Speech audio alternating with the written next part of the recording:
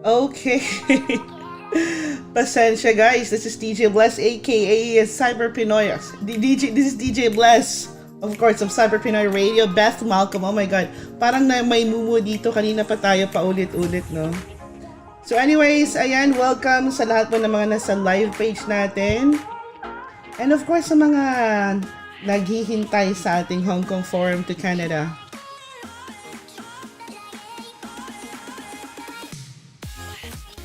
Ang adik eh. I have no idea. Kanina pa, kanina pa to. Like, sobrang naguluhan ako. Pati pangalan ko, nakalimutan ko na. Anyways, ayun ang topic natin today. Okay, so anong topic natin today? Ang topic natin today is about the In Home Caregiver. In Home Caregiver in Quebec versus the new Caregiver Pathway ngayon sa outside Quebec. Ano? Okay, so before sa lahat, binabati ko po lahat ng mga nandyan sa ating live page and sa mga kanina pa naghintay. Oh my God, 1 hour and 26 minutes tayong naghihintay, Pasensya naman. And of course, thank you so much kay DJ Drex for being so patient. Patulog na sana si DJ Drex. Drex, pasensya na. Thank you. O sige na Drex, tulog ka na. Okay, so sa lahat po ng mga nasa Watchtower team, thank you so much guys for waiting. Of course, shout out sa ating team, mga kabayan natin dyan. Hi sa aking kapatid na si Pepsi. Ayun, and of course, si Drex na patulog na. Good night sa'yo, sir. Thank you so much. Hi kay Jana, kay Numar, kay Simon, Ramon, Rex, Scott, Shanice, and Sheen, to my cousin sa Davao, tuning in din ngayon. And of course to my cousin, hi to Tata Seniza of Cebu. And sa lahat po ng mga nasa natin dyan. Ayan, tingnan nga natin. Okay, so kanina nag-post ako doon sa ating Hong Kong Forum to Canada. Hong Kong Canada to Hong Kong ano ba yan? Hong Kong Forum to Canada. Ayun. About sa ating topic kasi may nag-post kasi doon sa page. May nag-post doon sa page na medyo mali ang information So kailangan lang nating i-correct kasi misleading siya. So yung mga of course wala kayong mga third year college so hanggang 72 units lang kayo. So ito yung guys, so here we're gonna tackle kung ano yung pinagkakaiba sa proseso, ano yung mga requirements sa in-home caregiver versus doon sa new pathway ng caregiver dito sa Canada outside Quebec.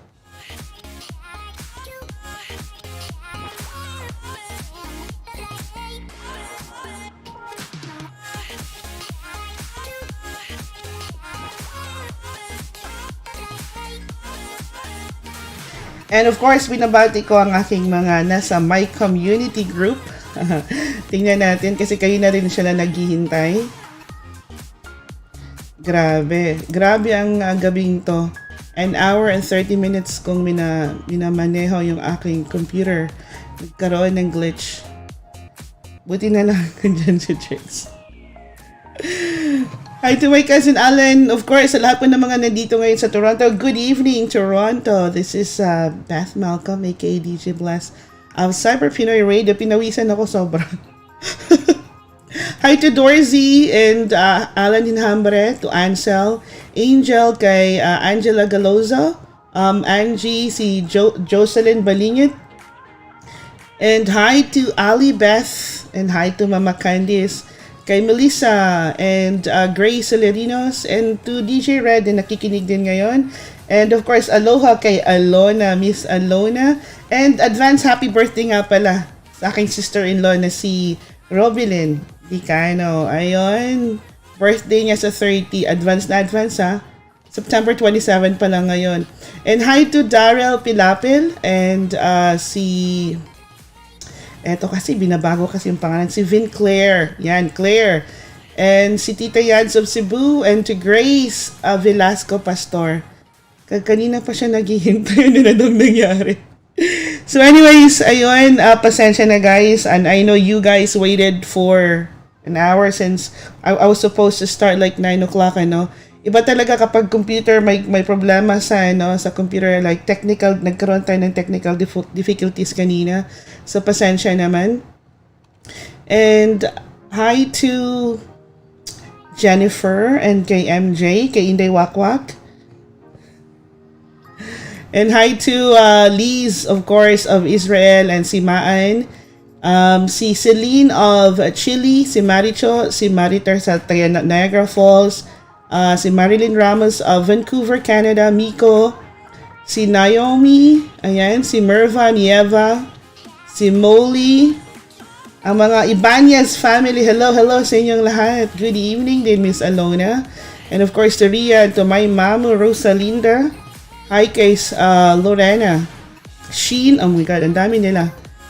And hi to Venice, waiting na ngayon, nagpidos na siya. So hopefully, matapos yung pidos, papunta na rin siya dito sa Canada. All the way from the Philippines naman yun. Okay lang ba audio ko? And of course, hi kay 30, kay Sunny, Sheila, and hi kay Dan. Dalawang Dan natin, Daniel Smith, tsaka si Mr. Daniel Break. Ayun, okay, so again, yung topic natin today, na sobrang pinawisan ako. Okay, so how do you guys feel ba? Okay, so ngayon, kasi alam naman natin na, di ba, everybody wants to come to Canada. So through the Caregiver Pathway, before nag-launch yung nag-launch yung bagong pathway, yung old pathway natin before was In Home Caregiver. Pero syempre, meron din siyang requirements,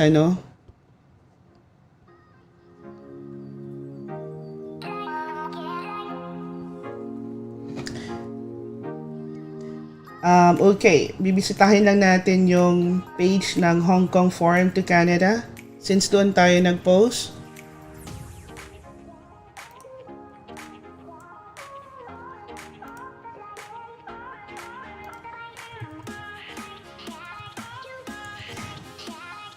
And guys, like I'll be here, so if you have mga questions, concerns, so I'll be here for like about couple of hours.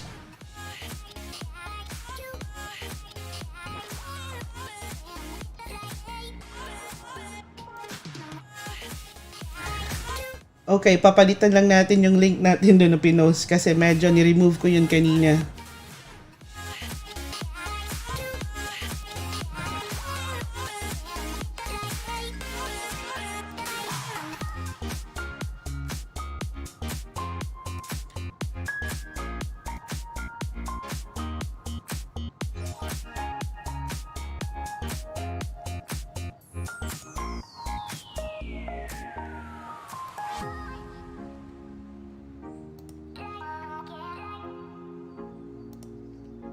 Okay, so ayan, sino ba yung mga nasa live page natin? Batiin muna natin.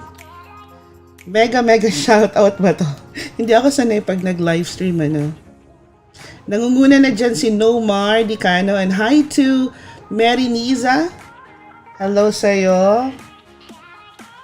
Okay, so yung mga so na-post ko yung page, yung link ko doon sa page ng Hong Kong Forum to Canada. So you can follow me guys here sa live page ng aking YouTube channel. Hi to Karen Lastimosa. Ayan, pa-shoutout naman daw. And Edna Aligrado. Hello, all the way from Hong Kong. Ano ginagawa ninyo ngayon? And hi to Maria. Pa-shoutout daw. Hi to Nancy, si Dina, and of course, si Maria Leia. And again, advance happy birthday to Roby Lynn. Of course, sabi ko sa kanya, anong gagawin mo? Medyo may lag yung natin kasi I'm not sure for some reason yung natin, yung ating internet ba? Medyo siya. medyo slow siya. Anyways, okay. Inaantay natin yung iba na invite niyo guys yung iba na to paki-share naman yung link. Paki-share yung link. I'll post the link there. Paki-share naman yung link. Hi to Marife. Ayan, welcome to my live page, Marife Lamutos. Okay guys, this is your chance na na mag-post dyan sa mga concerns ninyo. Again, yung topic natin today is In Home Caregiver in Quebec versus the new Caregiver Pathway outside Quebec.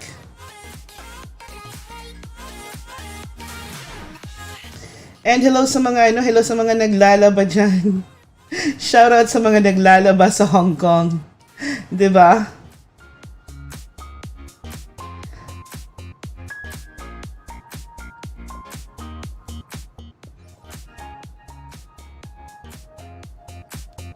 Okay, again guys, yung topic natin for today, which is tonight my time, In Home Caregiver in Quebec versus new Caregiver Pathway ng Canada. Okay, so we all know everybody wants to come to Canada through the Caregiver Pathway. Ano nga ba ang pinagkakaiba ng dalawang programa na to, dalawang pathway na to? So yung dating In Home Caregiver na ngayon naging new Caregiver Pathway. So FYI lang guys sa mga hindi pa nila alam, okay? So yung in-home caregiver, yun po yung naging pathway ng mga caregiver papunta dito for the last 5 years. Kaya lang siya tinapos na siya noong November 29, 2019. Tapos nagsimula yung bagong pathway which it's called Home Support Worker Provider and Home Child Care Provider. So that's the new pathway ngayon.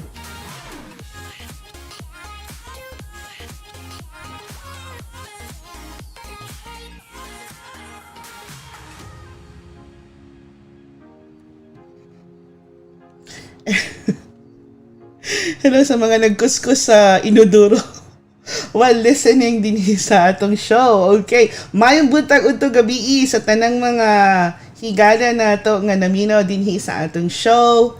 Worldwide naman syempre, 'di ba? Naminaw kung nagsigig dot din sa atong inodoro. Okay, hi to Garlene. Oh, Garlene is currently watching right now din all the way from Hong Kong. And hi to Miss Arlene. Of course, ang ating mga dyan. Ang ating mga co-directors, mga colleagues natin, to Sharon. Hi to Sharon. Sharon Massey, if you guys need any help with your education credential assessment, kung gusto niyo magpa-assess or magpa-assist pala kasi pinapa-assess ang inyong mga credentials. So, Sharon Massey and Miss Arlene Gapus, they can assist you. Okay, yung link, paki-share guys yung link. Wait lang tayo na few minutes before we tackle the topic. Again, yung topic natin is In Home Caregiver in Quebec. Okay, In Home Caregiver in Quebec versus the new pathway outside Quebec. Bakit nga ba siya outside Quebec? Kasi before, it used to be in-home caregiver din siya sa lahat ng provinces, okay? Tapos, natapos yung in-home caregiver, pero yung in-home caregiver sa Quebec, pinagpatuloy nila, hindi nila tinapos.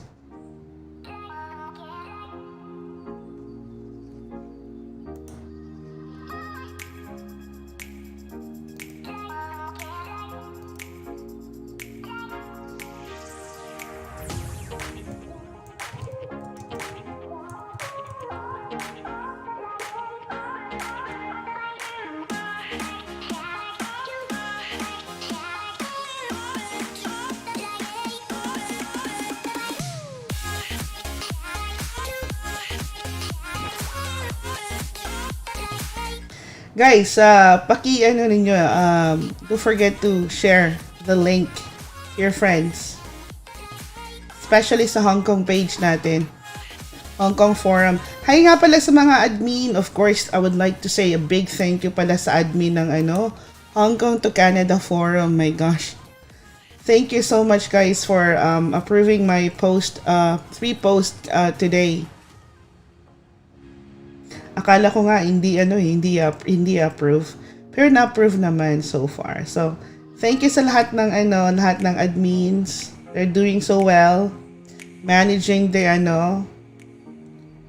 forum.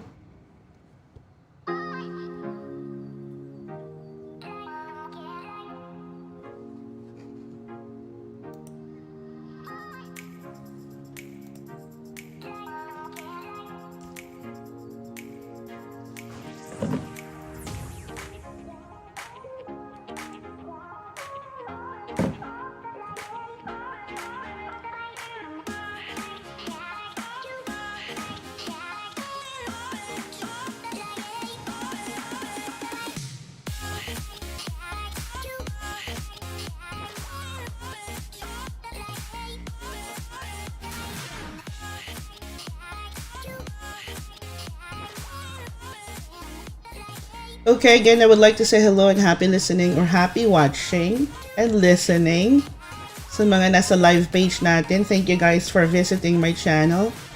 Hi to Nomar, very diehard kong pamangkin. Nomar, thank you. Mary Niza. And we have a lot of visitors, mga visitors din, and yeah, all the way from Hong Kong. Especially sa mga members ng Hong Kong to Canada Forum. Hi to Karen Lastimosa. Sabi niya, inaantay ko lang po ang aking ECA and apply agad daw. Sa amin? Oh, Miss Arlene, narinig mo yon. Hi to Edna Aligrado. Okay. And hi to Garlin Baz. Multitasking daw siya. Habang nagkukuskus ng inodoro, taking notes po, hindi ba yun? Mababasa yung notes ninyo.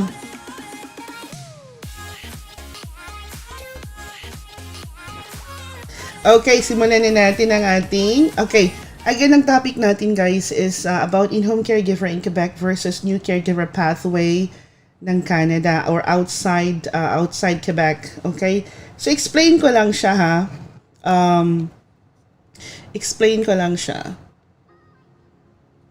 Hi to EJ Noyar, happy watching while kuskusing daw. But I would like, before tayo batiin ko muna yung mga nasa Hong Kong Forum.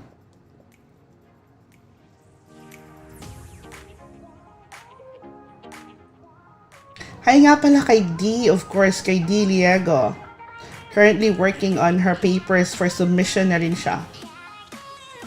Hi kay Fashel, is that right? Am I pronouncing your name? Parang ang hirap naman. Fashel Albano.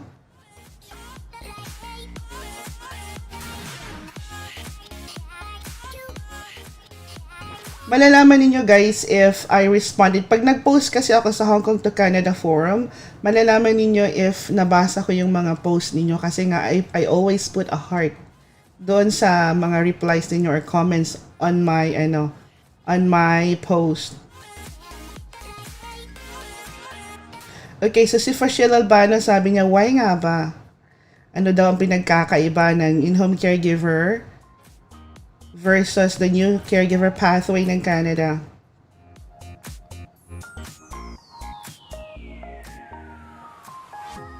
Hi kay Siriaco and P. Hi to Inday L. Maceda.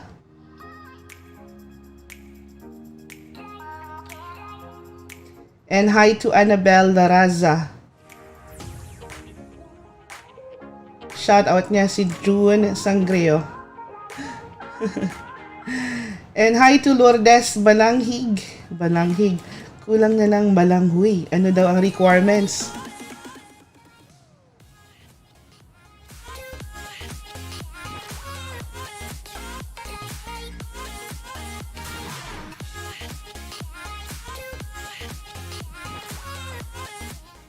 And hi to Stel Marie. Sabi niya, anong requirements sa Quebec? Mostly French ang salita nila doon.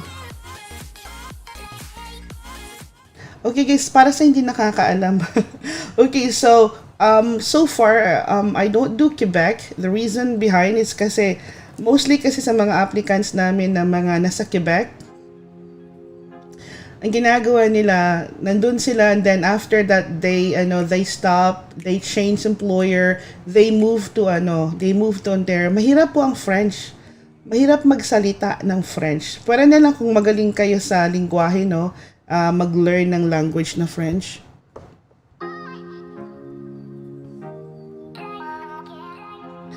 Actually, meron akong client doon na nag-move from Quebec, nag-move to taga Montreal sila, nag-move dito sa Ontario.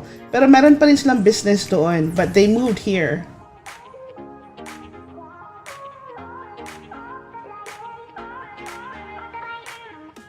Hi to Jonah Lumaad. Ayan, how daw? My heart ka na. And hi to Jane Marie Ashley. Ayan, bibigyan kita ng heart.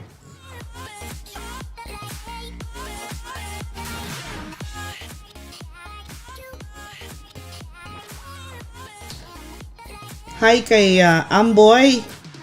Amboy Kamisoy. Amboy Kamisoy. Hi DJ Blas. Sino si Amboy nga ba? I think this is This is si Bay. Hi Bay. Shout out daw.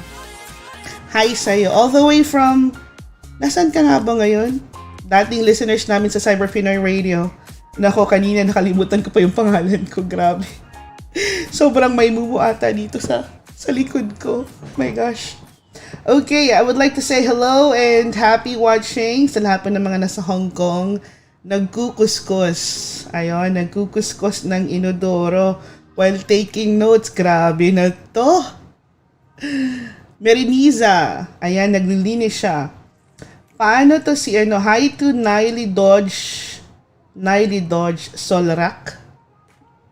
Hirap naman ang pangalan. Paano? Interesado ako sa Quebec. Quebec. Sabi niya Quebec. Quebec yan. I know, typo error lang yan. And of course, si Garlene Jarap. Madam Beth. Superb daw. Thank you naman. Okay, bigyan kita ng heart.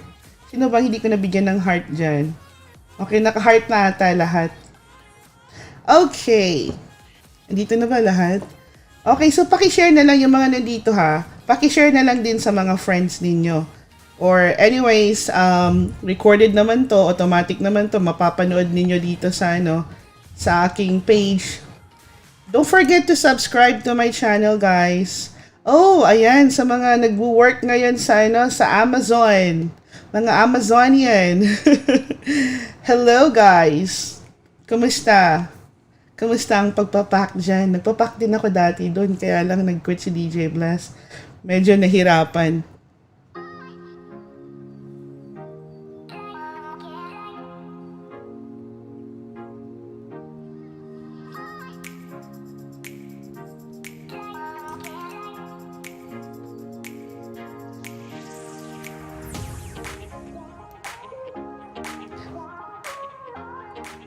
Again, hi to my cousin Tata Siniza.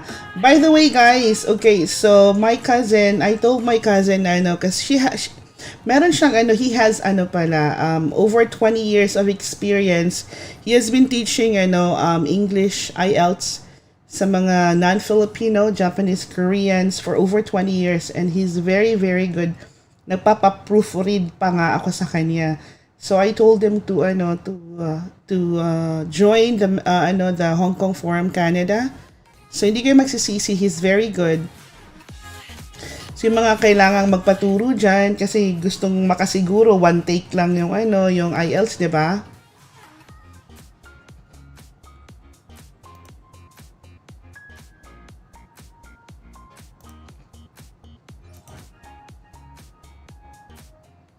Okay, again, ang topic natin today, ano nga bang topic natin today?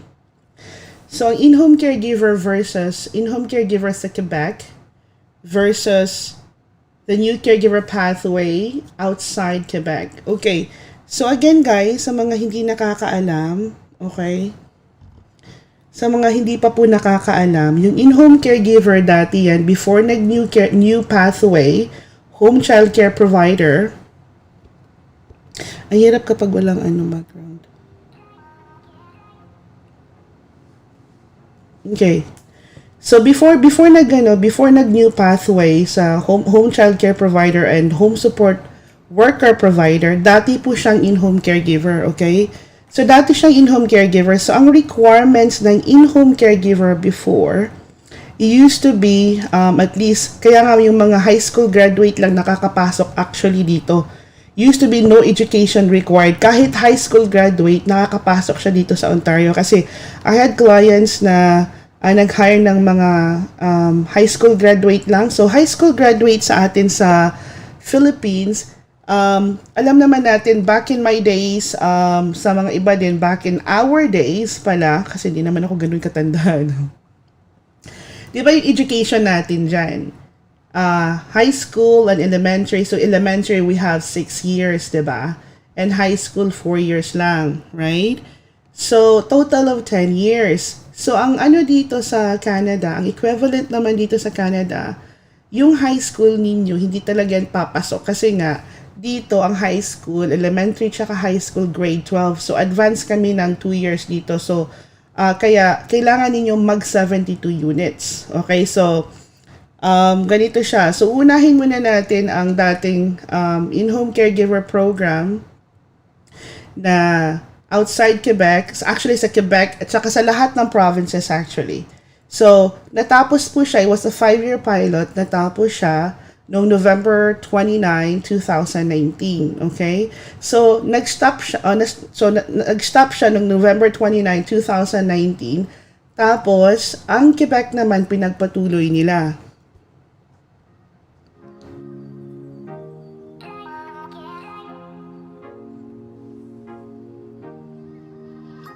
Anong reason daw, tinanong dito, anong reason daw bakit nila pinagpatuloy? Pinagpatuloy nila syempre kasi nga, I don't know, ongoing pa rin kasi nga in need pa siguro sila doon ng in need pa rin siguro sila doon ng mga, mga caregiver for elderly caregiver or nannies, right? So, ang in-home caregiver, ang requirements lang po, hindi po 3 years ang experience ha. May nag-post kasi doon sa page, sa Hong Kong Forum to Canada, na ang experience daw is 3 years. No, it's not 3 years ang experience ng in-home caregiver. Pag may mabasa po kayo na 3 years ang experience ng in-home caregiver sa Quebec, mali po yun. Okay? So, that's not true. I don't know kung saan niya kinuha yung information, but that's not true. So, I don't know kung paano na-approve yung page na yun sa Hong Kong Forum.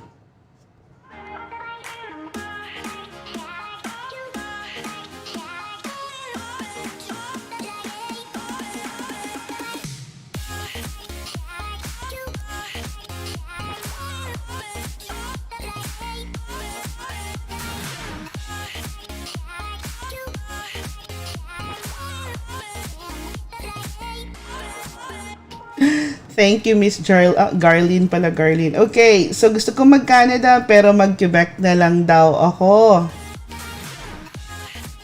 Kasi daw mas madali, ayaw ko mag-wait ng matagal sa new pathway. Okay, so that's the number 1 question, no? Kasi nga, maraming mga maraming mga nagme-message sa akin.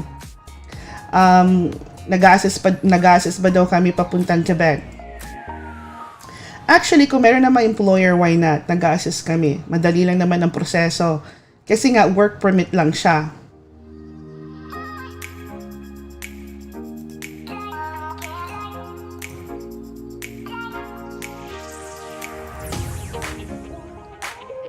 Okay, so in-home caregiver, madali lang siya. Around, so meron pa siyang LMIA, okay? So education required, education required ng in-home caregiver? First, high school graduate or 72 units. Pero sa Quebec Immigration, which is I'm going to post on my description box below, okay, yung information kung ano talaga ang requirements coming from Quebec, tsaka yung website pa ng Quebec Immigration.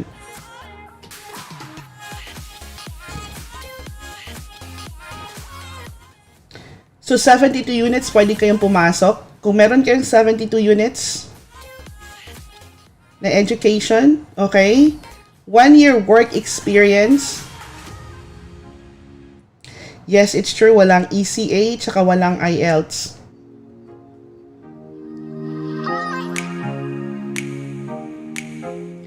Bakit daw, DJ Bless? Bakit walang IELTS tsaka ECA ang Quebec?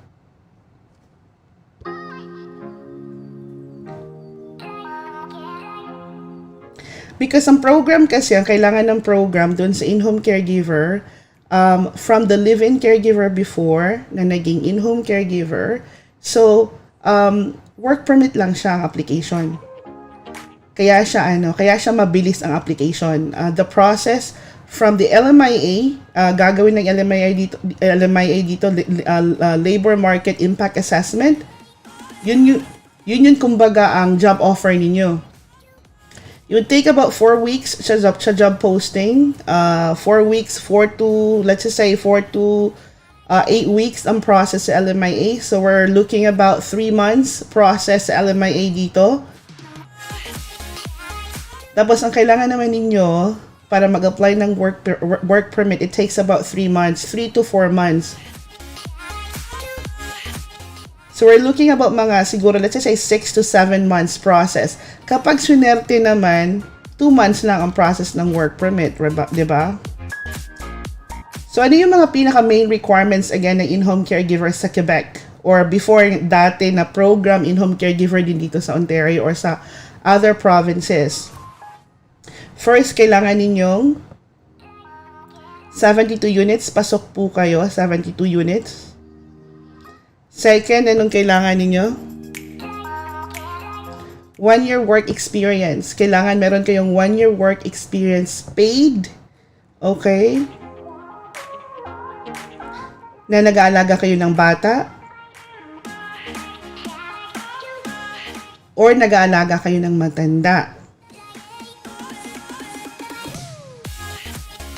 Kung wala naman kayo dito sa dalawang to, wala kayong childcare experience, tsaka elderly experience, pwede din po kayong magkaroon ng caregiver certificate. Kung nag-training kayo ng 6 months caregiver course, pwede po ninyong gamitin yon para pang-waive po sa experience ng childcare or elderly caregiver. Now, bakit sinasabi nila doon sa page? Bakit 3 years experience? No, hindi po totoo yun. Hindi 3 years experience ang kailangan, ang required experience ang kailangan dito sa In-Home Caregiver Program. 1 year paid experience lang, okay? Baka ang ibig sabihin niya na misinterpret lang niya. So, kung meron kayong experience or caregiver course, kailangan magamit niyo yun pag nag-apply kayo, dapat within 3 years. Pag lumampas na ng 3 years yung experience niyo, kumbaga 4 years ago, hindi na ninyo pwedeng gamitin yun. Hindi na ninyo pwedeng gamitin yun para mag-apply kayo ng in-home caregiver sa Quebec.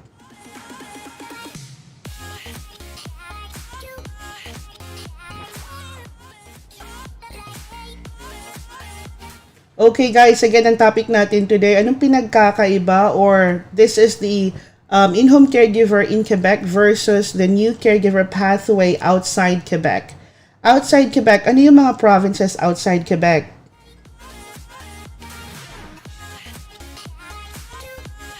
Yun po yung of course, nandito tayo sa Ontario, sa Nova Scotia, sa Ontario, sa British Columbia, Alberta, Newfoundland, sa Winnipeg, and other provinces. So other provinces, they have the new caregiver pathway, which is the home child care provider or the home support worker provider.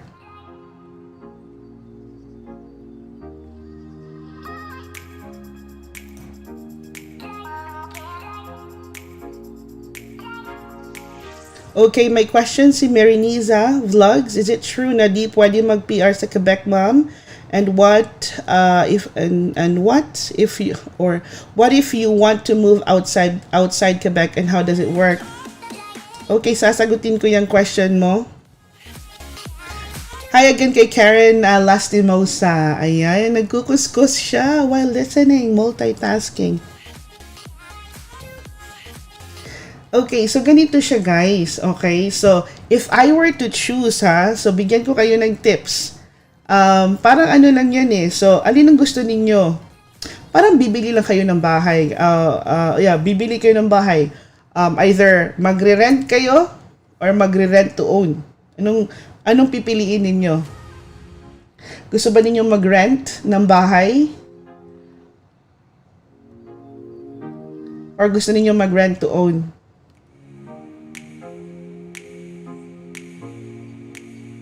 Sabi ba, DJ Bless, bakit naman ganun? Bahay pinag-uusapan, rent or rent to own?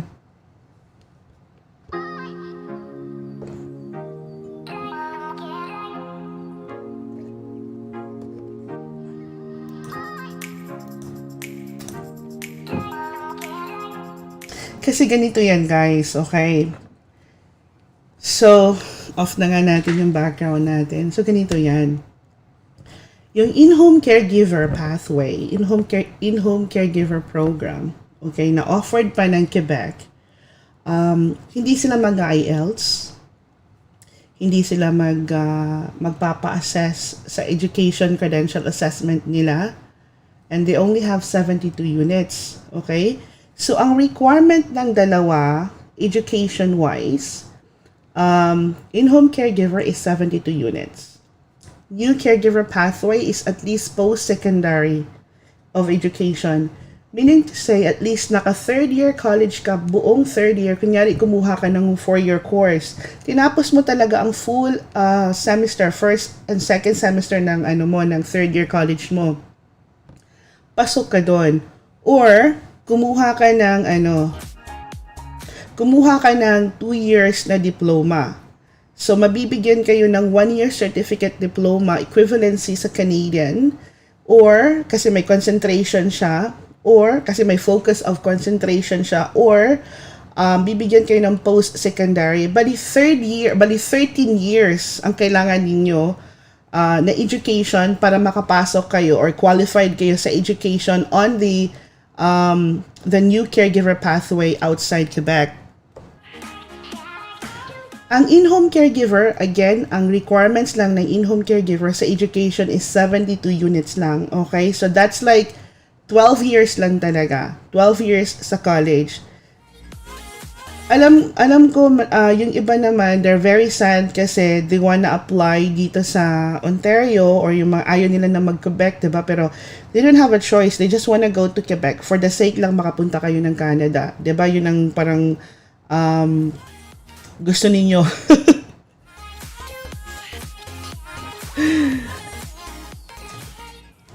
Okay. Eto.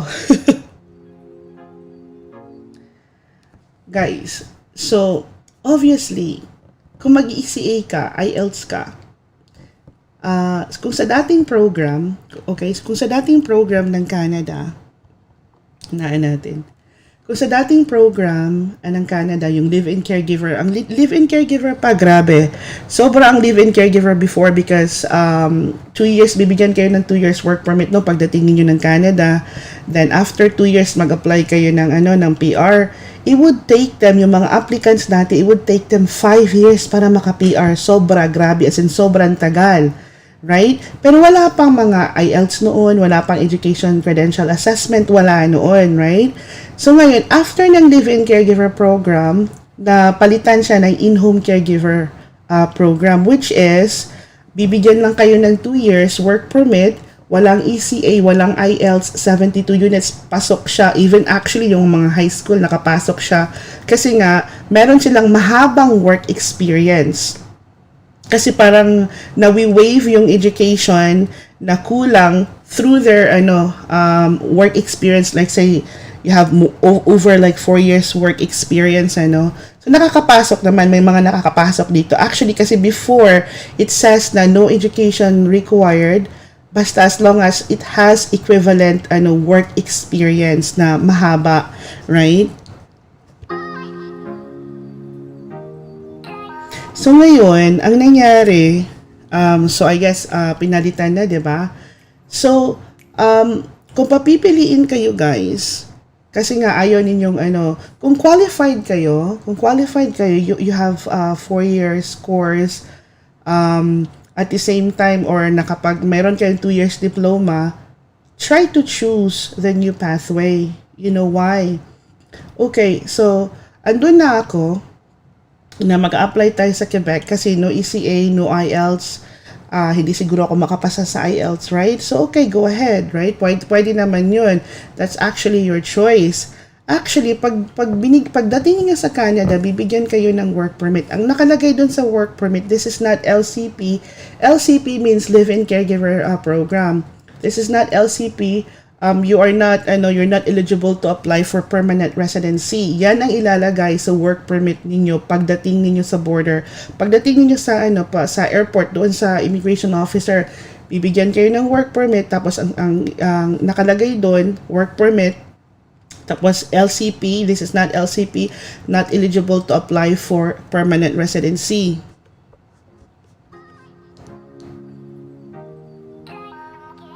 Pero meron siyang catch. Ano ba ang catch? Okay, so, kasi 'di ba, ang daming dumating ng in-home caregiver before sa 2019, sa 5-year na pilot na yun, ang daming dumating. Wala yung cap, meaning walang cut off. Kasi ang bagong pathway meron siyang cut off. 2,750 applicants lang ang tatanggapin sa childcare. 2,750 ang tatanggapin lang sa elderly caregiver, sa home support worker provider. The reason na maganda ang new pathway, even though kailangan ninyo mag-IELTS, kailangan ninyo mag-ECA, it's because the application comes with PR. Kasama po ang PR application doon. So,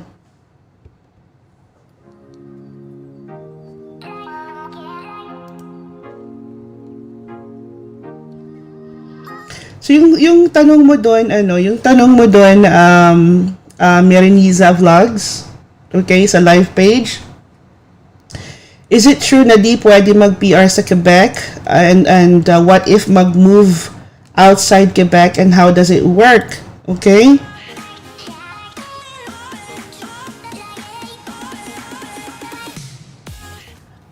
Okay, although dun sa ninyo sa work permit niyo, pagdating niyo dito sa Canada, sasabihin doon na this is not LCP, you're not eligible to apply for permanent residency. Kasi ang catch noon is you guys have to stick doon sa mga employers ninyo. Before pa lang mag 2 years kayo, or let's say 1 year and 6 months, kailangan na ninyo mag-extend sa employer ninyo. Meaning to say, okay, so before kayo mag-extend, you have to apply for an LMIA again. After kayo mag-apply ng LMIA, meron na kayong LMIA, then you apply for an extension sa work permit. Ngayon, kapag nakapasok na yung work permit extension ninyo, tapos na, natanggap na yung extension ninyo, that's the time you apply for your PR. Which is, hindi pa rin po kayo nakakalusot sa IELTS saka sa ECA. Kasi ang ECA,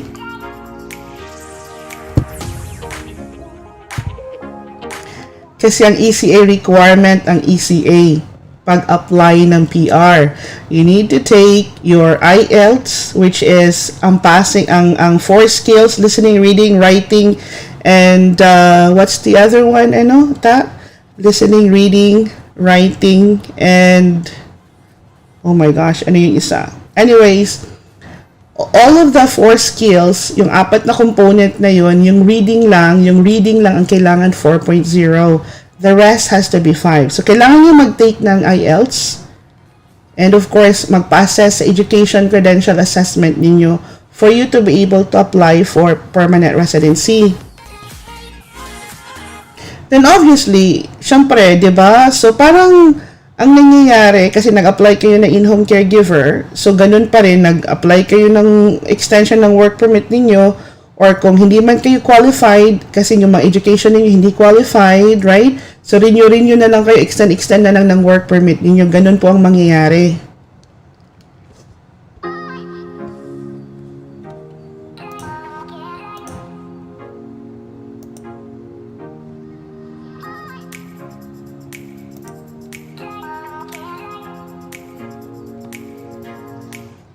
Reading, writing, listening, speaking. Ayun. Okay, so ang reading 4.0, listening, speaking, and writing has to be 5.0. Ayun. Okay, so guys, ang process. So gusto kong mag-Canada pero mag-Quebec na lang ako.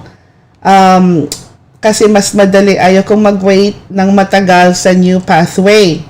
Ang process, ang timeline, okay, ang timeline sa new caregiver pathway, it would take about 12 months upon submission.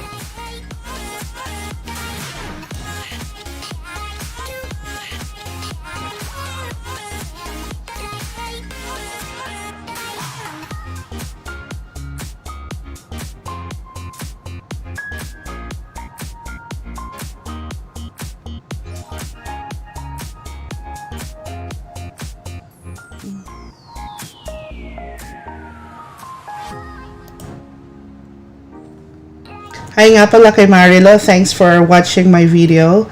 Sabi niya, I just watched all the video and all my questions are 100% answered. You're both excellent. Yan, thanks kay Miss Arlene. And I have some of the requirements I need, assessment for my application. Ayun. Okay, again guys, ang ating timeline sa pag-apply. Timeline sa pag-apply ng in-home caregiver would probably 4 to 7 months ngayon dahil COVID. And then ang application naman sa new caregiver pathway, upon submission ng application on the website, it says 12 months ang processing. Meaning to say, if you have watched my videos with Miss Arlene, na-mention namin doon na ang mga employer before, they don't want to wait that long, right? Pero ngayon wala na silang choice. They have to wait for 12 months. Kaya nga, ang advice ko sa lahat po ng mga aspiring immigrants papuntang Canada, guys, please start working with your application, because the sooner you start with your application, the faster kayo makapunta ng Canada. Meaning to say, kapag kumpleto na yung mga documents niyo, I mean, all the requirements kumpleto na, employer na lang ang kulang, tsaka job offer, right? Then, of course, yung mga forms, then it would speed up the process. Kasi nga, you would help out syempre yung timeline na 12 months pa rin siya. Pero ang pag-gather kasi, if you're gonna let the employer wait for 12 months plus yung gathering pa ng documents ninyo, then that's gonna take about 1 year and 6 months, 1 year and 4 months, diba? It's not fair sa employer na mag-antay ng ganun katagal, diba?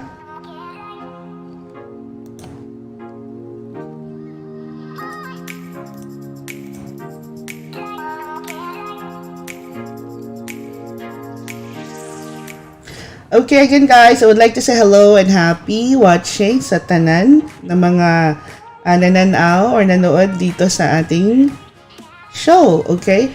Again, my name is Beth Malcolm, aka DJ Bless of Cyberpreneur Radio.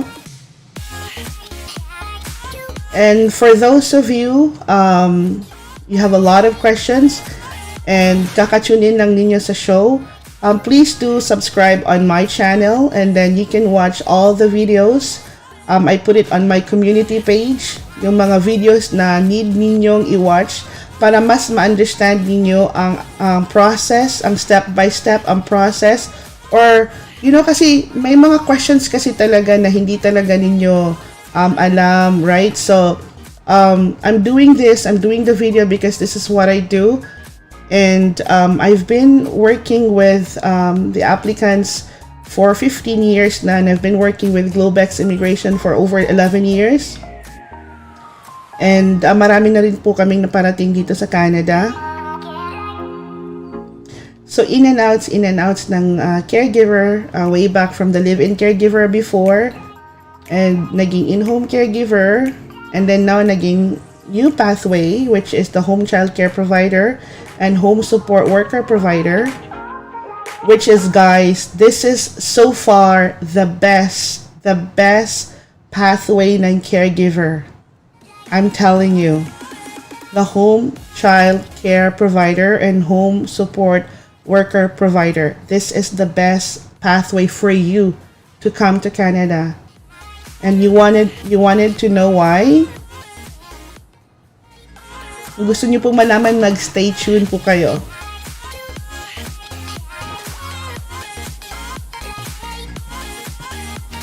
Hi kay RCRC. Speaking po. Speaking po. Hi RCRC. Okay. Puntahan natin ang forum again.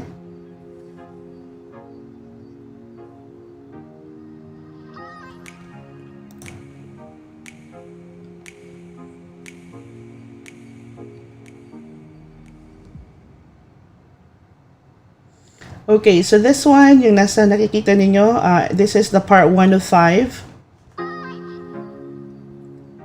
I'm actually making, I think it's more than 5 parts.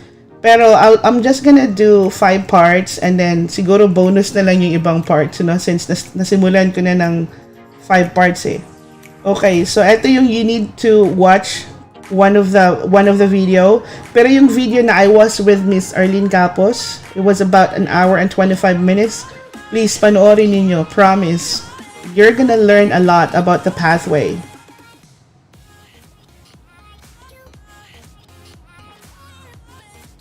So there's part 1 of 5, there's part 2 of 5. Ang part 3 of 5 nito, is not, ano pa, hindi pa na-upload. To be uploaded.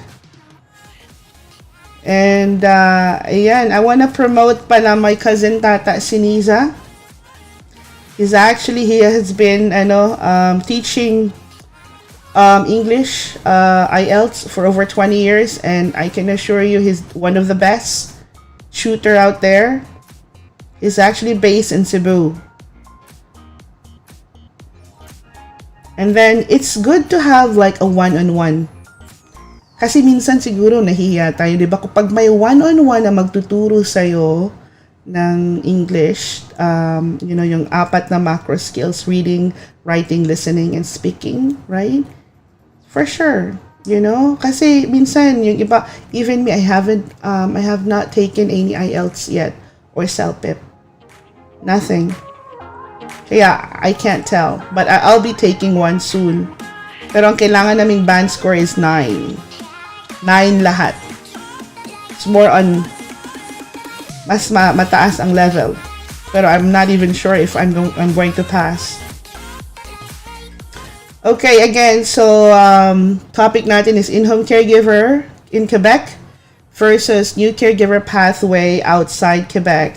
So gusto ko mag-Canada pero mag-Quebec na lang ako kasi mas madali, ayaw kong mag-wait ng matagal sa new pathway. Again, ang timeline process ng In Home Caregiver sa Quebec and even before here sa Canada, sa Ontario or outside Quebec, mga 4 to 7 months, 4 to 6 months. Actually, yung isa nga yung ginawa ko dun sa Philippines, 2 months, 1 month lang lumabas na yung mga visas nila. And then 2 months ang LMIA dito. So roughly around 3 months. So it was really, really fast. Kasi nga walang IELTS, walang ECA, di ba? Okay, timeline. Tapos ang timeline naman ng bagong pathway ng caregiver, which are the home child care provider and the home support worker program. 12 months upon submission. Again, 12 months upon submission ang pathway. Bakit matagal? Bakit daw matagal? Okay. So, bakit nga ba matagal? Obviously, it comes with PR application. Okay, off muna natin yung background natin. Medyo seryoso to. So, bakit nga ba matagal ang pathway home child care provider or home support worker program? Bakit matagal ang mga pathway na ito? It's because first, okay, yung IELTS saka ECA requirement siya. Bakit nga ba nag-require? Because it comes with PR application, right? Ang application, maraming application forms. Kapag single ka, of course, konti lang yung mga kailangan, ano? So, but then, nagba-background check po ang immigration. May background declaration form. Which is, matagal siya because nag-a-apply na po kayo ng PR application. So, ang a-applyan po ninyo dito sa new pathway ng caregiver, home child care provider, and home support worker provider, okay? Nag-a-apply po kayo ng work permit, which is magiging open work permit. And of course, nag-a-apply din po kayo ng PR application. So, bakit siya matagal? Of course, may PR application. Kung pupunta kayo ng Canada, sa In Home Caregiver, yung mga dumating before, okay? So, yung mga dumating last 2 years ago dito, 2017, 2016 sa Canada, dumating sila. Nung before pa sila nag 2 years, 1 year and 6 months, of course, nag-renew sila ng mga LMIA nila para mag-extend ng mga work permit nila. So, na-approve ang LMIA, nag-apply sila ng extension ng work permit, right? Nung nakapag-extend na sila, then of course, they started gathering yung requirements para mag-apply ng PR. Ano yung mga requirements nila para mag-apply ng PR? So, these are the people that came to Canada na dati. They are in-home caregiver, which is hindi pa rin sila nakalusot because they still have to apply IELTS, mag-English test, or CELPIP, right? And then second is nagpapa-assess sila ng education credential assessment nila. Are you guys still with me? Taas kilay.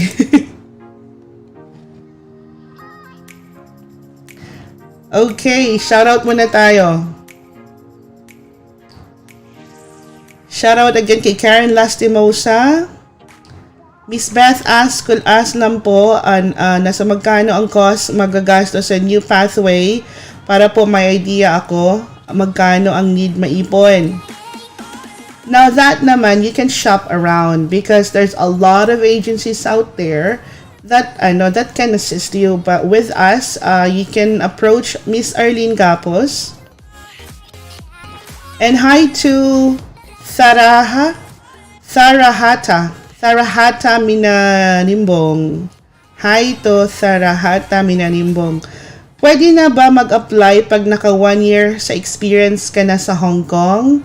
Of course, yes. Ang kailangan lang, okay.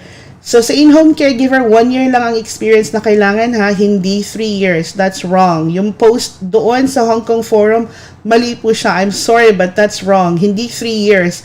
Ang ibig sabihin siguro niya is, or na-misinterpret niya, within the last 3 years, okay, yung 1 year na work experience niyo na required lang sa in-home caregiver sa Quebec, and dati dito, 1 year lang siya, kailangan magamit ninyo siya. Kailangan mag-apply na kayo kasi within the last 3 years lang ang tatanggapin ng immigration.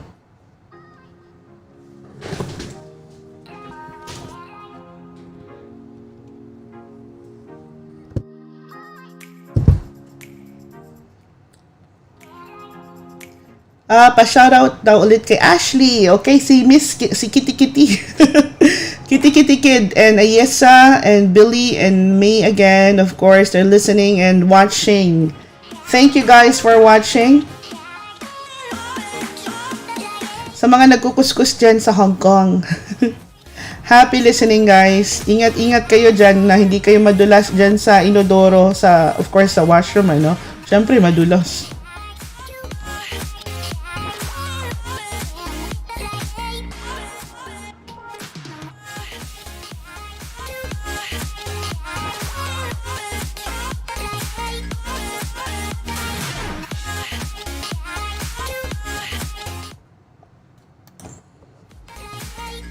Okay, may nag-comment dun sa post ko, si Nem Sagaan Otkolnam.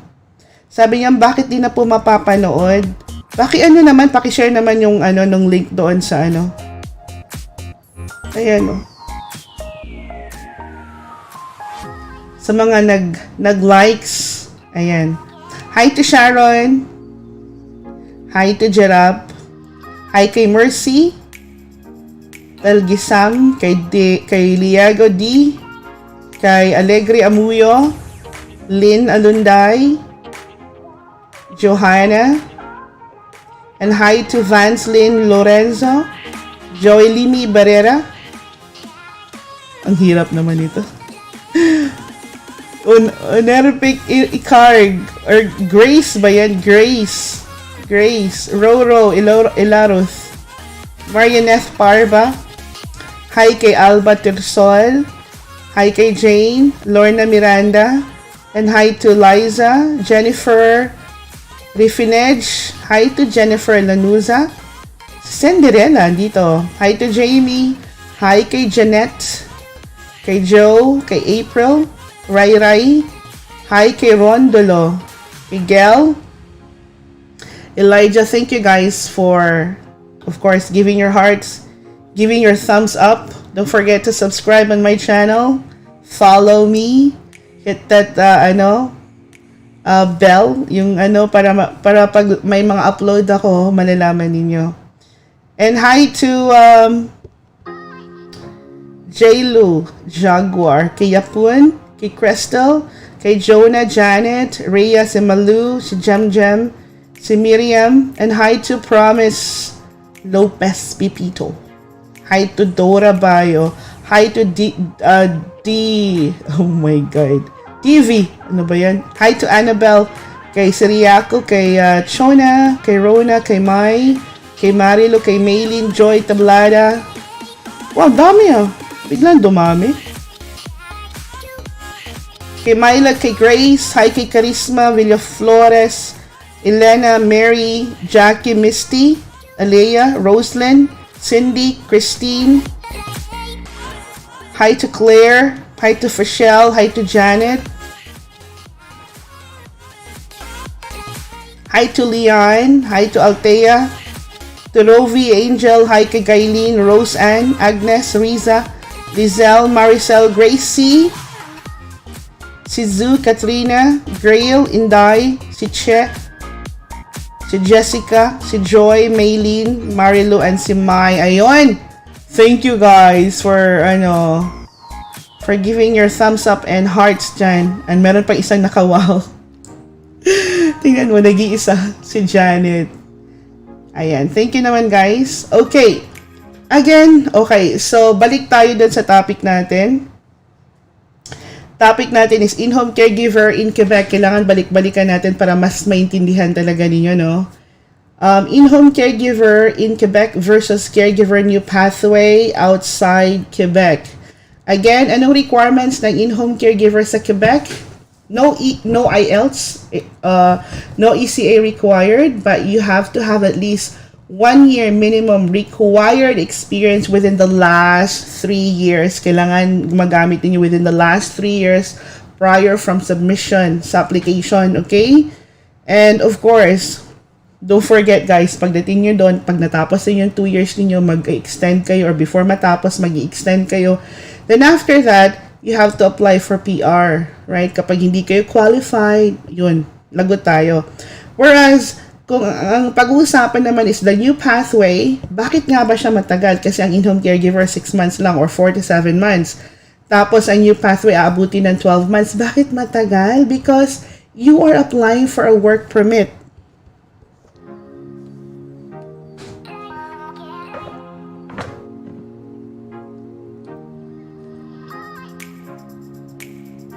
You are applying for a work permit. You are applying for a PR application. Kung single kayo, then you are applying for a work permit and a PR application. Na ibibigay po sa inyo open work permit. Kapag eligible ka to apply for permanent residency, then they will give you 3 years open work permit, considering dapat yung mga passport ninyo has to have at least minimum 3 years of expiry. Nako guys, kailangan na ninyo kailangan niyo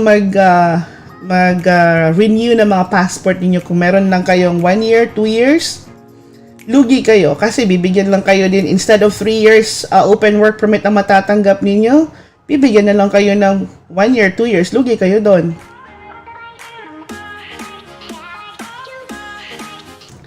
Tapos of course, right? So, seryoso na naman to. So, nag-apply kayo ng open work permit, saka nag-apply kayo ng PR. So, kapag binigyan kayo ng open work permit, that means eligible ka to apply for PR. Kasi nga, bakit din? Siyempre, nag-IELTS ka, saka ng education credential assessment mo, pasok, diba? So, kapag dumating ka ng Canada, so you have 3 years open work permit.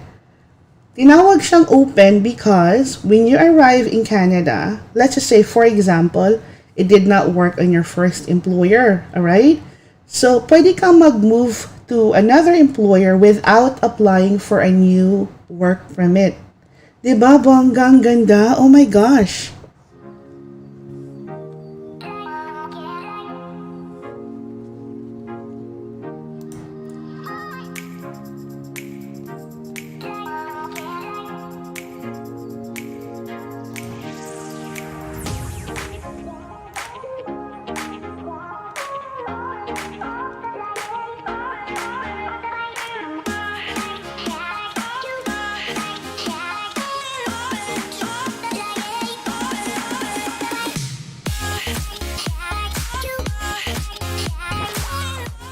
Okay, so darating kayo ng dito sa Ontario, of course, kasi kung mag-apply kayo ng new pathway,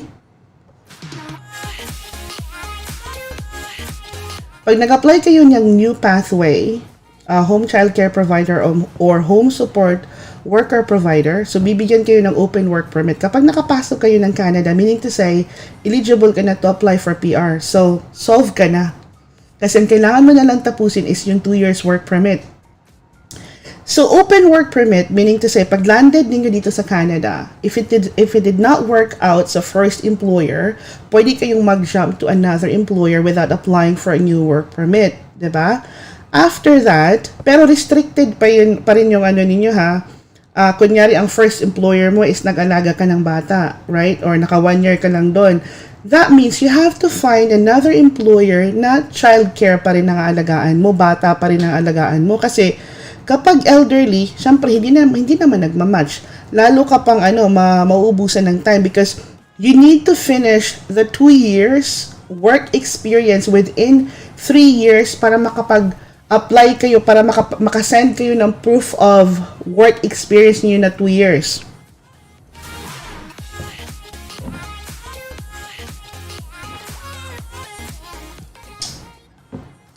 So again, ulitin ko para sa mga nanonood ngayon.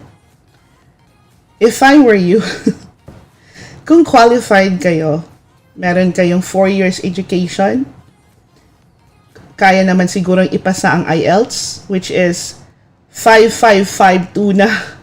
Ang listening, speaking, saka writing, 555 lang siya.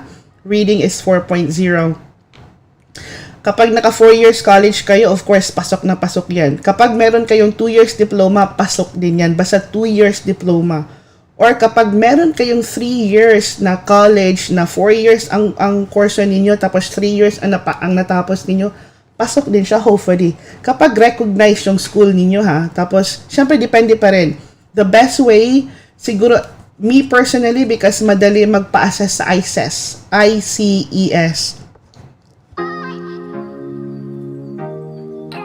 Which is I'm going to put on my description box below yung mga information kung saan pwede magpa-assess. Tapos, of course, yung aking caregiver pathway, the step-by-step process, 3 of 5 to be uploaded pa siya. Kasi nag-live tayo instead, ano?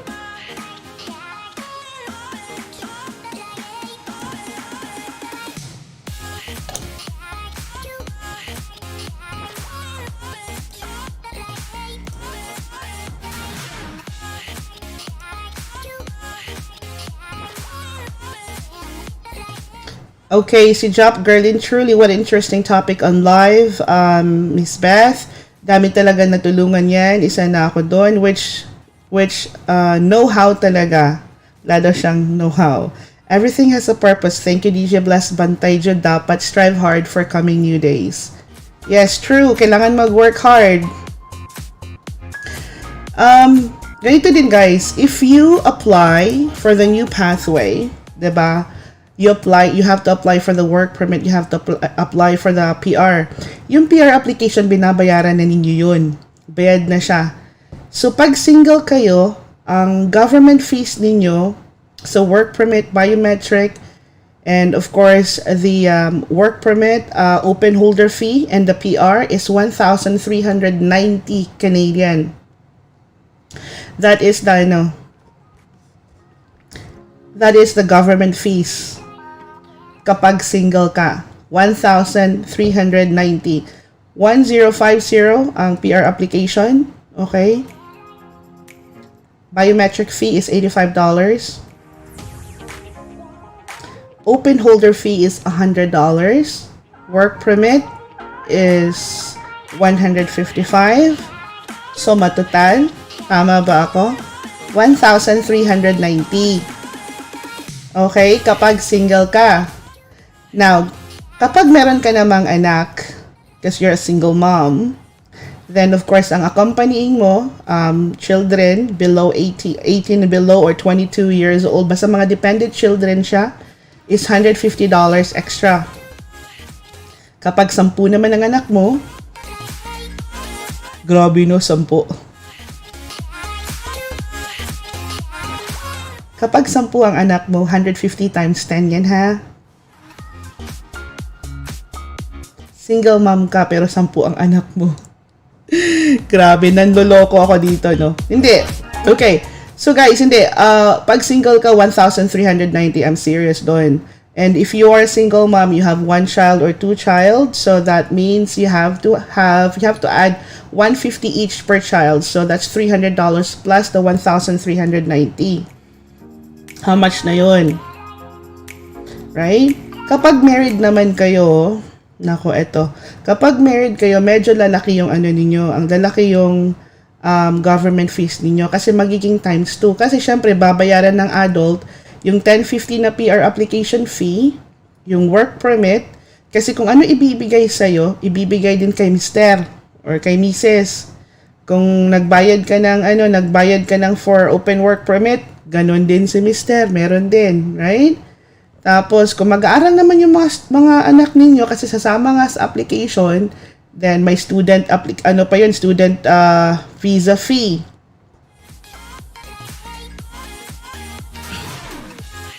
Etong kagandahan ng new pathway. You can bring the whole family sa application. Hindi na nyo kailangan maghintay. So, you can bring the whole family. Pero ang advice nga namin sana is, syempre, diba, kung childcare ka dito, kailangan mo pang maghanap ng, matitirahan yung family mo, lalo na pag mga bata, mga anak ninyo is, mga below 13, hindi pa pwedeng maiwan. So, you need to find like an accommodation for you. So, suggest ko, like, settle down first. You come first here. Pero accompanying pa rin yung family mo.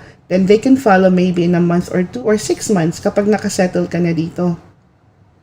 So, that is the reason why bakit matagal ang new pathway ng caregiver outside Quebec. Okay? Because you apply for the work permit, not just the work permit alone.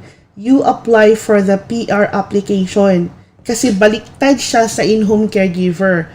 Kung ang in-home caregiver is you have to apply ng PR application after 2 years, this one naman is you have to apply before coming to Canada. Sa application mismo, before ka pa makapasok dito, in-apply mo na siya. That is the reason why matagal. Magrereklamo pa ba kayo noon na pag nakapasok kayo, pag na-approve kayo, automatic na yun, PR na ako kasi all you have to do is just finish the 2 years within the 3 years period, right? So, kailangan ninyong tapusin ang 2 years work experience within 3 years. Very it's the rules na kailangan ninyo i-follow. Kasi ang dati, ang live-in caregiver before, you're given 4 years to finish your 2 years.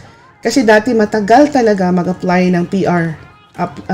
Matagal mag-apply ang PR yung mga aplikante before na nakapasok sa LCP or live-in caregiver program. Pero ngayon, kumbaga paganda na ng paganda. Ang in-home caregiver, gumanda pa siya from live-in caregiver. From the sahod na 1,000 lang.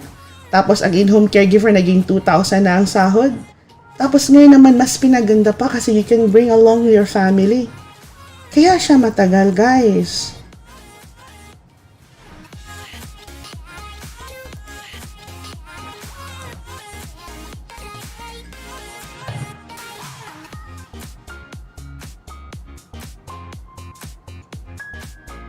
Okay, may question dito si Maria.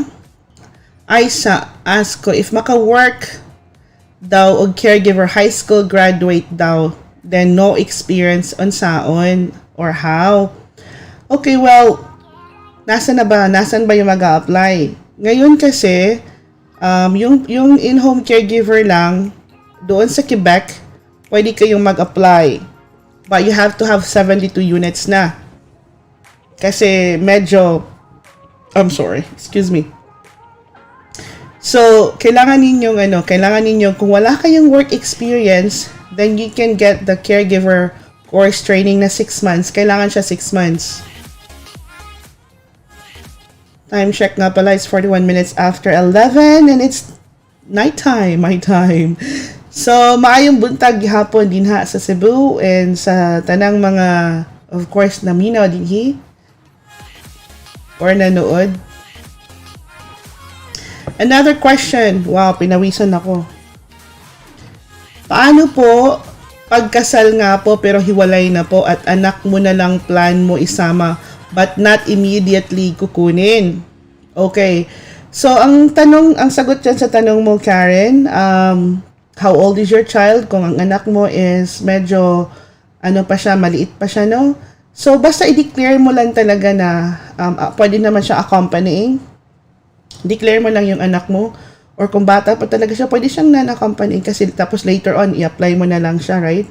Madali lang naman.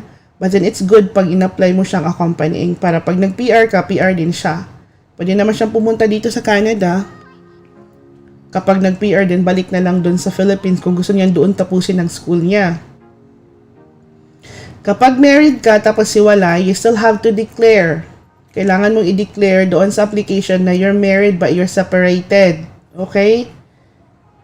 Yung mga may common law, kasi may mga aplikante kami na may common laws lang, kumbaga nag-live-in, meron kayong mga ka-live-in before. Declare nyo pa rin yan, especially kung may mga anak kayo. Pero kung hiwalay na kayo, of course, non-accompanying. But then, you make sure on the application you don't lie. Kapag nagkaroon ka ng live-in partner, ng at least 1 year, right? So, kailangan mong i-declare. Don't lie on the application sa immigration kasi mapapahamak ka dyan. And another question kay Karen, babayaran po ba agad-agad upon the application ng dependents kahit di mo pa sila kukunin? For example, after 3 years? No, you don't need to. So, you can put non-accompanying kasi later on, pwede mo naman siyang kunin. Right? So, you don't need to, kasi 150 lang naman pag dependents mo. It's only 150. Pero kung mayroon kang asawa na dadalhin mo, of course, you have to pay times 2 doon sa binayad mo, which is 1,390. Pero yung biometric na, kung kasama siya, instead of 85, magiging 170 kasi you guys are family.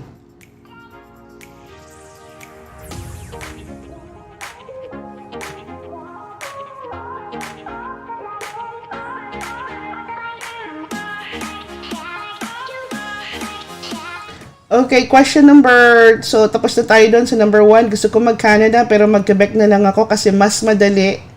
Ayaw kong mag-wait ng matagal sa new pathway. So I have pretty much explained to you guys ang timeline sa caregivers, In Home Caregiver Pathway, still in Quebec, and outside naman Quebec is the home support worker provider or home child care provider, which is the new pathway. So 12 months upon submission ang new pathway, 4 to 7 months ang old pathway, which is the in-home caregiver sa Quebec. But I don't know now kasi syempre pandemic, di ba? Pero madali siya kasi hindi na kayo mag-ECA. Wala ng IELTS. Pero hindi pa rin kayo makakalusot niyan later on. Just to let you know.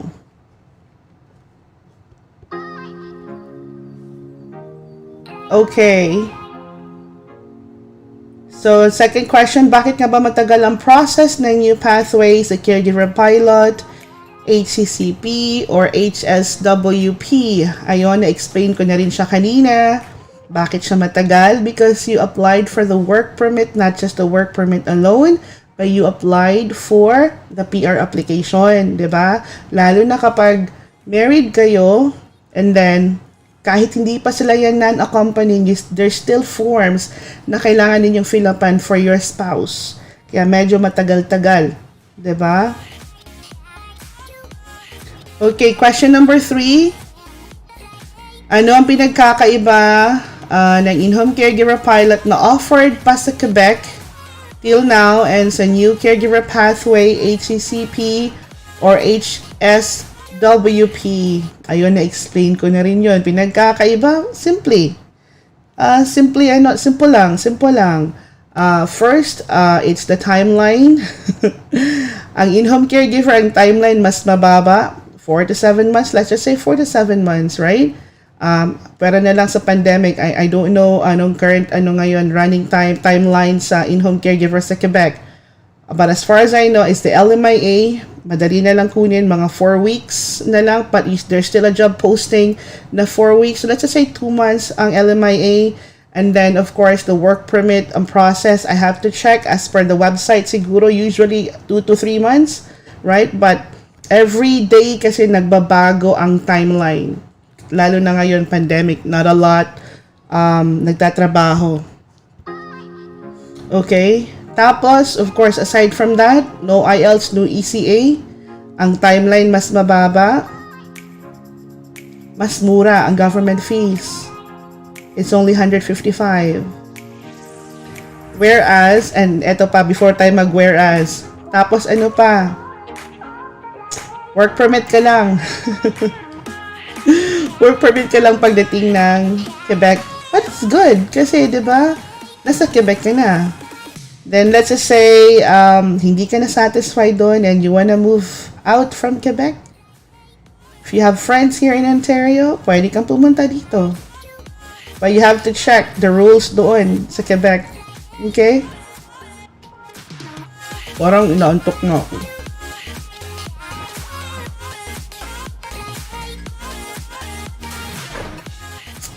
Okay.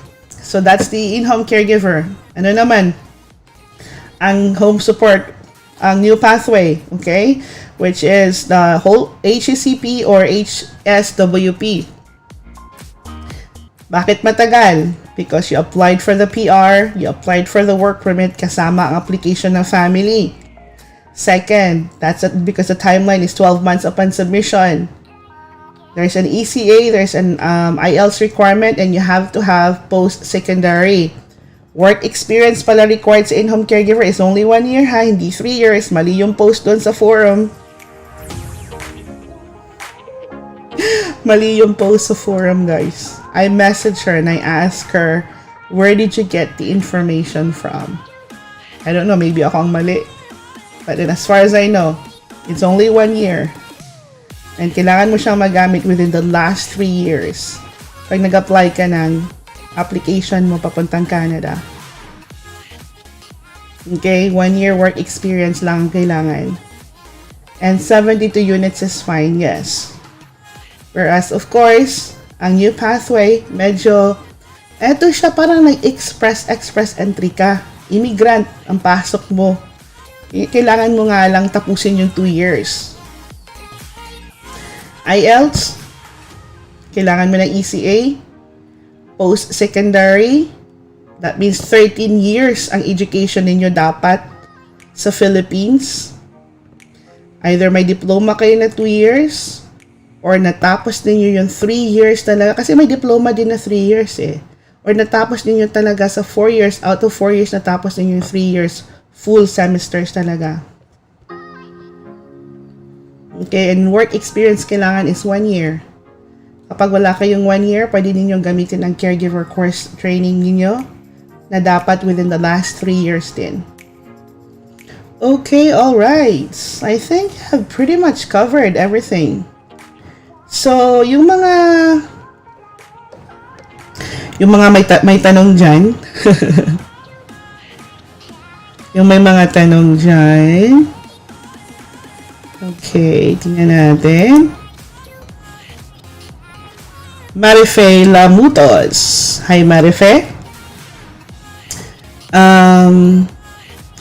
Wow, best info. Lahat ng gusto ko. Tanong, nasagot lahat. Okay, guys. If you like my live, please subscribe. Follow my, like there's a bell there. Pwede ninyong i-click para every uploads ko, you will know. And paki-share naman ng video. Although, yung pag-start ko, medyo nakalimutan ko yung pangalan ko. Let's share. Nagkaroon tayo ng 1 hour and 30 minutes delayed sa pag-start ng show ko. Like, that's an embarrassing. But I guess when it comes to technical difficulties, I can't say anything. Pag may glitch siya. Right? Okay, so I still have a few minutes more. So if you have any more questions na hindi ko nasagot,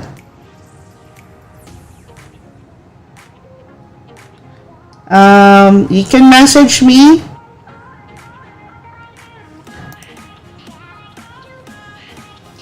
Again, I would like to say hello, yung mga nandyan sa ating live page. Hi kay Nomar, thank you for visiting my house. House daw, no? Hi to Mariniza, kay Garlin, currently taking notes, multitasking. Hi kay Maria, kay Leia. Happy Sunday. It's actually 51 minutes after 11 p.m. dito sa Toronto, Canada. Kay Karen Lastimosa, pa-shout out. Hi kay Edna Aligrado. Hello daw. All the way from Hong Kong. Hi to Nelly. I'm sweating. And hi to, sino to? Marife Lamutos again.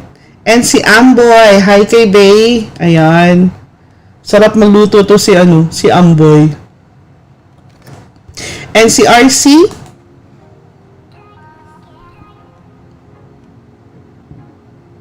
Sorry. Parang nagbo-burp ako. Because of my apple juice. Shout out kay Billy, Ashley, Kitty Kitty, Kid of Cebu. My Kitty Kitty Kid. Hi kay Aisha. Hi to my brother, my twin brother Ramon. Hi to Sarahata. Minanimbong. Ayan, kaya. Nakuha ko yung last name mo. Hi to Eileen Loves. Ayan, hello DJ Bless. Hindi po ba makapasa sa ECA ang 2 years undergrad? Thanks. Unfortunately, sorry ha, na-miss ko yung question mo. Unfortunately, Eileen Loves, pero to be sure na lang. Pero yung undergrad na 2 years, kasi 2 years na nga yung course mo, diba? Tapos hindi mo pa tinapos. But then, ang advice ko there's still hope for you. Don't worry. I actually contacted ICES and I am so happy because they replied on my email, which is I'm going to later on na lang i-share ko sa inyo. Because I've asked them na hopefully, sana ma-interview ko sila, they actually consider the institution,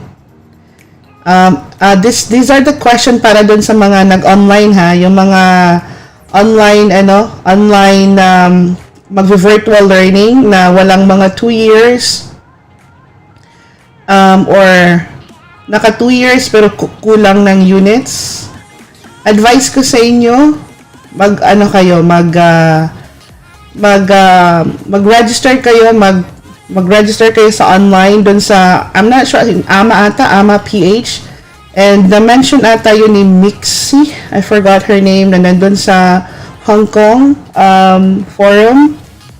They are registered sa CHED. Kapag registered sa CHED, and then it's a big university sa Philippines, virtual learning ngayon is actually accepted. And according to ICES, which is, I'm going to screenshot and I have to ask them,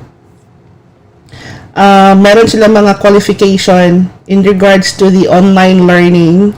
Wala silang problema, i-accept nila, but they considered the number of how long ang program na kinukuha ninyo. So explain ko siya later on, guys.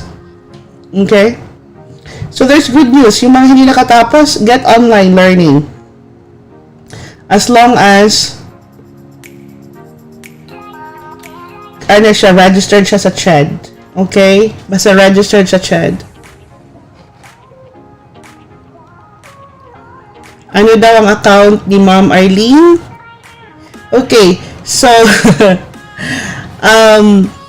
one of my video dun sa video na Mary Niza, one of my video, yung video namin 1 hour and 25 minutes, yung Facebook account, Facebook page namin ni Arlene, it's there. So you can make sure you search, check on my description box below on my doon sa aking isa sa video. Yeah? Another question. May another question si Karen Lastimosa. Okay. Oh my God, guys. Look. I'm sweating. Okay. Basahin natin ang question ni Karen. Another question po. Okay. Ano to? Pag po ba you... My gosh. Kumpletuhin nyo naman ang words. Kapag pwede... ano ba to? Kapag po ba you enter Canada as childcare? Nahirapan ako magbasa ng short words. Kapag nag-enter ka ba sa Canada as childcare provider, pwede ba sa next contract is apply ng home support worker? Plan ko po kasi mag-aral ng PSW para makalipat from childcare to HS. Well, I think na-miss mo ata yung Karen, yung explanation ko. Kapag nakapasok ka sa Canada as a home childcare provider, right, bibigyan ka ng open work permit. So make sure, pag nag-jump ka sa next employer mo, kunyari 1 year ka lang doon sa first employer mo, right? 1 year ka lang. You have to make sure na childcare din ang a-applyan mo. Hindi 1 year childcare and 1 year ang home support worker. Hindi pwede. Kailangan 2 years talaga siya straight kahit pa ang employer mo nakadalawa or nakatatlo ka. Okay? So, kailangan ang 2 years worth mo is childcare. Elderly caregiver ka. Okay? Huwag ninyong hatiin. That's for you to be able to send your proof of experience papunta sa immigration kasi may form na Schedule 19B or Schedule 19A. I'm not sure. I forgot. I think it's Schedule 19B. I have to go over on the forms. So, kailangan ninyo ng 2 years. Okay? So, I suggest talaga, be patient lang. Do not di forget open work permit kayo ba? Binigyan kayo ng open work permit. Aalisan na ninyo yung mga employer ninyo. Remember, guys, nakapasok kayo sa Canada because they sponsored you. So, I need you to be patient. It's give and take lang yan. I need you to be patient just for the sake of 2 years na makukuha ninyo straight na hindi kayo mangangapa kasi the more na lilipat ka ng employer, magkakaroon ka na naman ng maraming kukuha ka doon ng proof, kukuha ka dito ng proof. So to make it easier ba ang smooth para maging smooth ang application mo pag send mo doon sa proof mo na naka 2 years ka na. try to stick with one employer. Okay? Hindi porket open work permit ka, you're gonna jump to another employer. No, don't do that. Hindi yun ang patakaran ni Miss Arlene Capos. Kailangan 2 years straight. Pero ako sa bayang employer ninyo, right? Okay, so nasagot ko ba yun, Karen? Another question mo?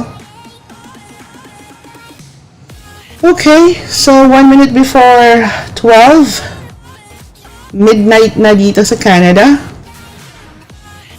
Oh, shoutout sa nahuli. Si Celine of Chile, Maria Celine Labampa. She's also coming. Papunta dito for submission na siya, in fairness. Okay, so shoutout lang sa Watchtower team ko. Okay. Shoutout kay Drix. Thank you nga pala kanina, Drix. So thankful to you. Very patient na tao. Hi to Jana, kay Nomar, kay Simon, to my brother, Ramon, kay Rex, kay Scott, kay Shanice, and Sheen, Trisha, my cousin in Davao, and of course, Tata Siniza, my cousin. Again, guys, dun sa forum, I'll show it to you. Kasi, syempre, nababasa ko yung mga ano ninyo ba? Yung mga comments. My cousin, I asked him to help out. You know, sabi ko sa kanya na, you know what, there's probably a lot of people or mga aspiring applicants that they need help para sa kasi nga, yung especially those na ayaw nilang magkuha ng IELTS, maybe they need help. So sabi ko sa kanya, mag-member ka dun sa Hong Kong to Canada Forum, right? So that's why he joined Hong Kong to Canada Forum, because I invited him there. So that's why he is promoting his specialty, which is he has over 20 years of work experience working with Japanese, Koreans, Chinese, right? Non-Filipinos. They're actually in the Philippines, in Cebu. So over 20 years, guys, that's a lot of experience. Legit na legit. So he's very good, trust me. So if you want to use the service, message mo lang. Okay? Tingnan nga natin dito kung sino yung mga nagtatanong dito.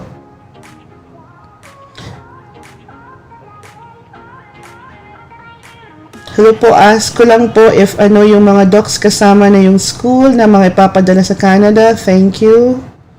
Well, there's actually a lot, guys.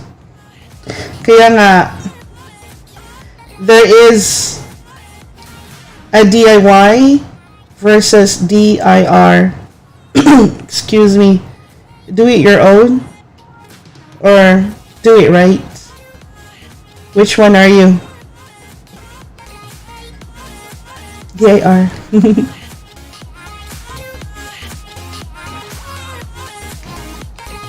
And guys, Christmas countdown, no? Nag-post ako sa page. Sana lumayas na si Corona V. Pusong Pinoy, Purong Pinoy. This is actually our radio online. So, Cyber Pinoy Radio. Now, we only play OPM songs. Purong Pinoy. Lahat na mga OPM songs. We don't play foreign songs. But if there's, OPM songs, foreign songs sung by Filipino artists, of course, piniplay namin dyan.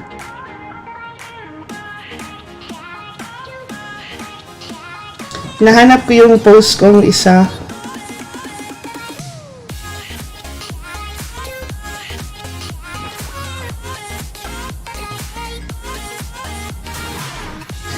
Si Karen, okay. Sino ba nagtanong kanina about si Maria Lastimosa?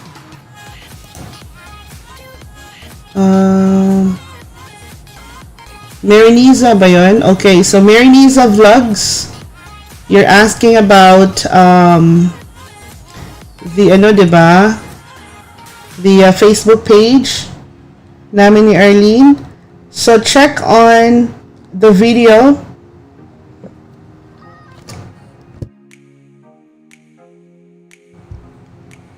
Itong caregiver in Hong Kong bound to Canada pathway, guys.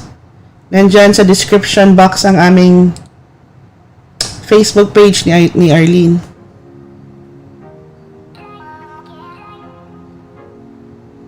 Okay, so ayan.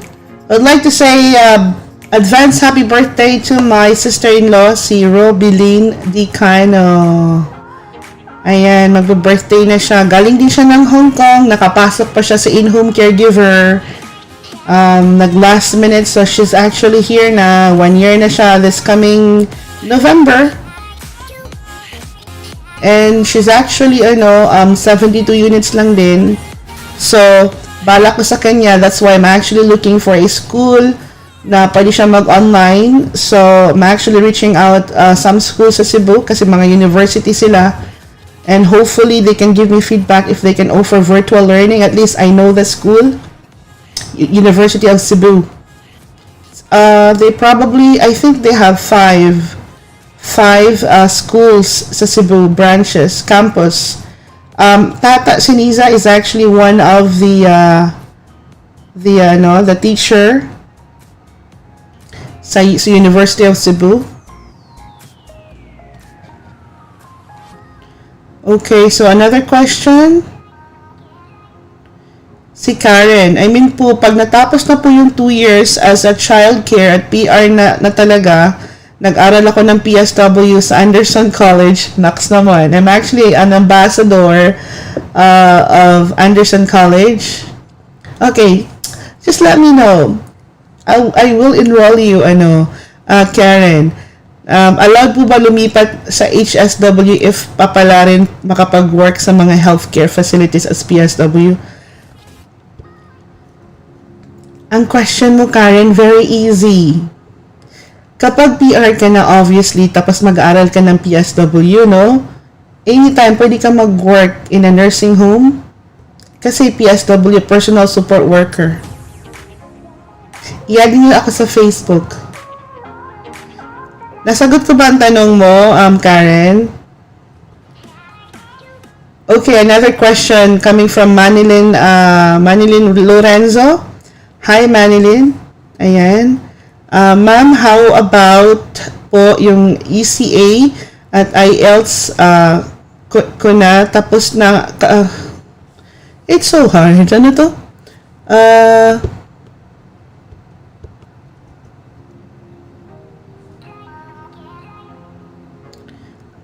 How about po kung may ECA na ako at IELTS and then tapos na ako sa amo. And then waiting ka na makapunta sa Canada tapos finish contract ka na dito sa Hong Kong. At gusto ko nang umuwi sa Philippines. Ayun. Okay. Mas naintindihan ko yun. Okay. So I guess yung question me is what happen if nakasabit ka na ng application? No? Nakasabit ka na ng application mo sa Canada. And then, syempre, natapos na yung kontrata mo dyan sa Hong Kong, pwede ka bang maghintay sa Philippines? Oh my God. Advice ko lang sa inyo guys, if possible talaga, stick kayo kung saan kayo nag-apply. Kung nag-apply kayo sa Hong Kong, stick sa Hong Kong and then just extend your contract, no? Or maghanap ka ng another employer. The only thing is, it's going to be unfair lang doon sa, magiging employer mo, magiging bagong employer mo. Or unless you tell your existing employer na nag-apply ka papuntang Canada, right? And then sabihin mo na lang na, you're still waiting for another 6 months, let's just say, right? Then para naman makapaghanap sila ng ng kapalit mo kasi kawawa naman, 'di ba?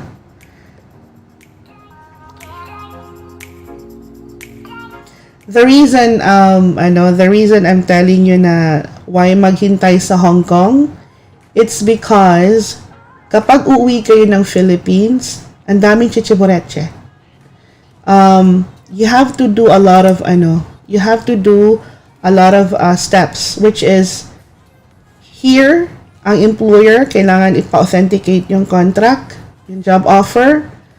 Maraming kailangan gawin. Isa-submit sa POLO, Philippine Overseas Labor, I don't know yung basta sa POLO dito.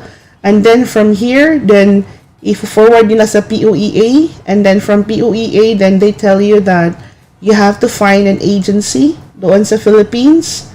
Tapos para makapagpidos kayo, magbabayad din naman kayo doon. Right? So, if I were you, just come straight from Hong Kong to Canada. And make sure yung mga flights ninyo direct Hong Kong to Canada.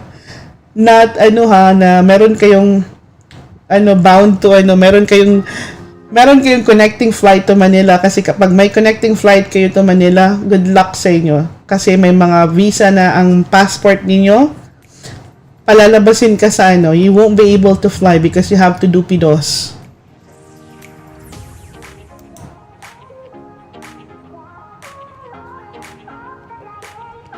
Okay, Karen. Sabi ni Karen, yay, hey, salamat, nasagot. Thank you. Magpapa-enroll na daw siya sa Anderson College. But first, need ko muna makarating sa Canada. Yeah. Kailangan mo pang pumunta ng Canada. Then you meet me because I can enroll you. Diba? Okay, I think that's it, guys. My gosh. Parang, ilang minutes ba tayo? Grabe, I'm sweating. Kasi ang init ata dito.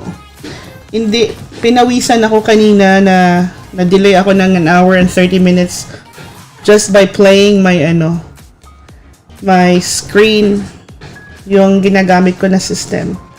But then thankfully, Drix, my manager sa UK, he helped me. Ayun.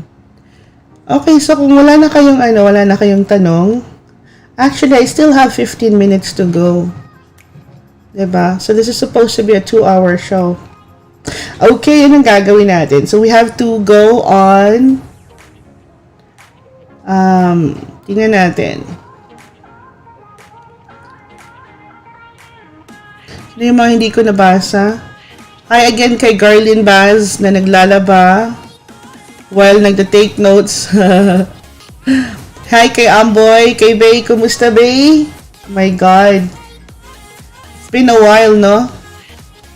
Guys, paki-likes na rin. Don't forget to like this video, subscribe, follow the notification bell, and then paki-share na rin sa mga friends ninyo.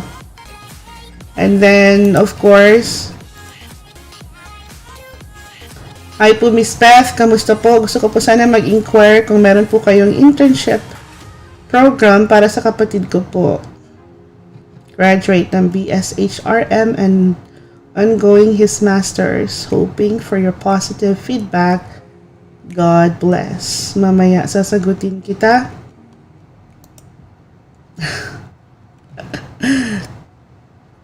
Eto naman si Garlin ng bobola.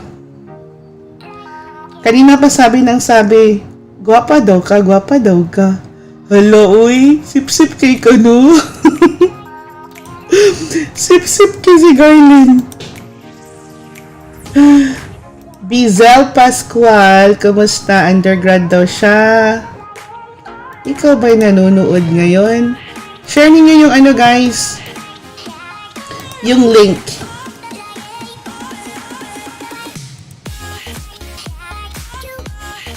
Mali naman kasi itong link. Bakit ganun ang link?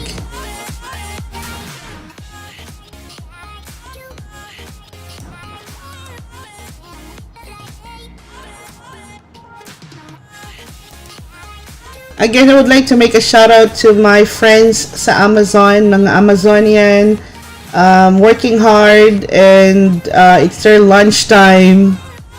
Wala ako dyan. Hi to Roar Adj. Okay daw. Hi to Christine. Hi to Grace.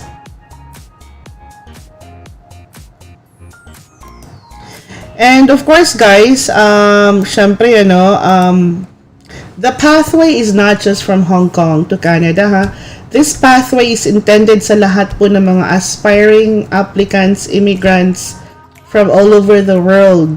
For those who would like to come to Canada through the entry of Caregiver Pathway, you are more than welcome to apply for the Home Support Worker Provider or the Home Child Care Provider. And of course, if you guys have time, you can go through on my YouTube channel. There's a lot of videos out there. I need you to search on my YouTube channel. On the community page, I actually pinned down all the important videos that I made, guys.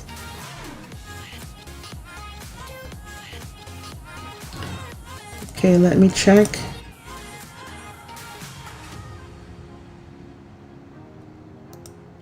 Yeah, so on my community page, I'm actually gonna I'm going to send it here. There, you can follow me. So if you guys have any concerns, message me directly on my community page on my YouTube channel, guys. Hi to RC. And Garlene said, thank you so much for the infos and questions. Q&A, diba? It was sagot daw clearly pa. Thank you. Basta guys, don't forget to share. Share the information to your friends who doesn't know. And again, don't forget, 1 year work experience lang ang kailangan sa In Home Caregiver papuntang Quebec. It's not 3 years kasi yung mga gustong pumunta tapos walang 3 years, 1 year lang. Akalain ninyo, hindi na kayo pwede. Okay, guys? It's only 1 year work experience within the last 3 years na pwede ninyong gamitin para mag-apply papuntang Canada. You're welcome, Manilyn. Thank you so much din for watching.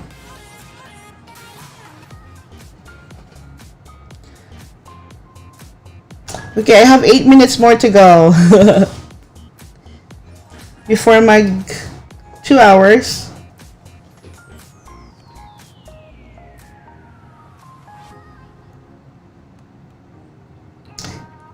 Karen said, thank you so much as a very informative video. See you in Canada, claiming daw magpapa-enroll. I would like to pala. Okay, so I'm so touched sa mga nag-comment, no? Nag-comment and nag-leave ng comment on my videos.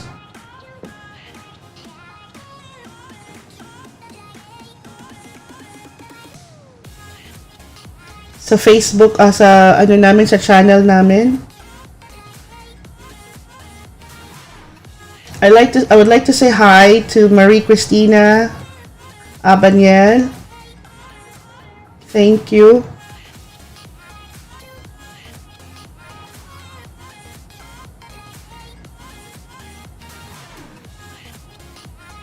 And hi to Inday Wakwak. Hi to Ali Beth. Hi kay Alma Riandino.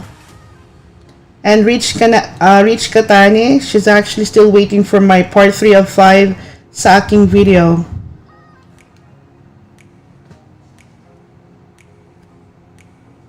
Thank you, Garlene. Okay, guys. So don't forget again.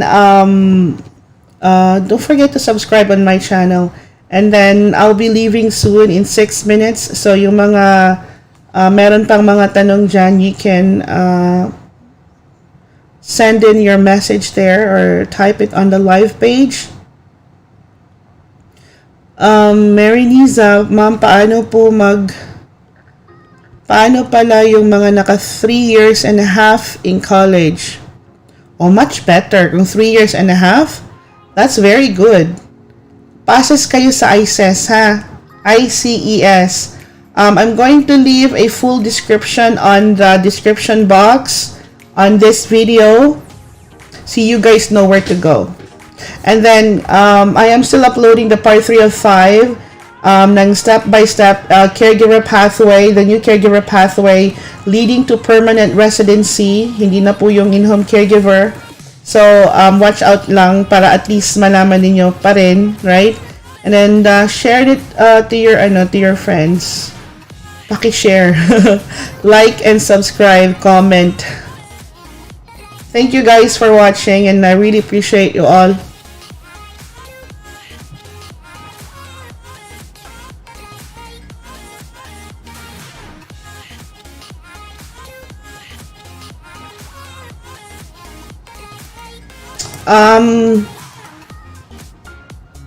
Hi to Aimee Ballester Pontillas. Ayan, pasensya kanina because nahuli si DJ Bless. Right? Again, advance happy birthday to my sister-in-law, Robilyn.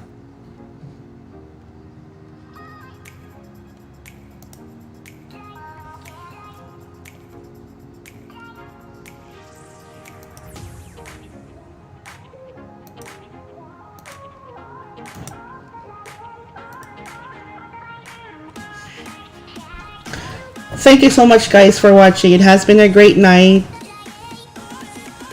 And I hope marami kayong natututunan ng aral on this live. And hindi kayo sana magsawang manood. Ganun, diba? Hindi talaga magsasawa. Ang daming information, diba?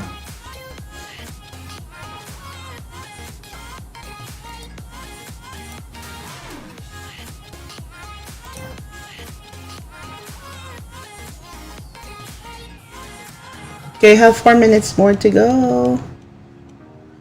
Babasa lang tayo.